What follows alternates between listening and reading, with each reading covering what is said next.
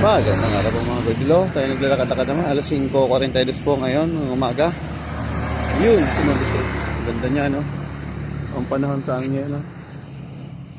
Yan, mga malkid ng panahon, no? Yung kunti lang ang ulap, no? Si Montes Road. Tayo naglalakad-lakad naman para sa ating kalusugan. Yan na po mga mahal ko lolo. Kapag kailangan maayos, lagan lang sa sarili. Mahal na mahal ko po kayo. Ingat-ingat po mga mahal ko lods. Ganda.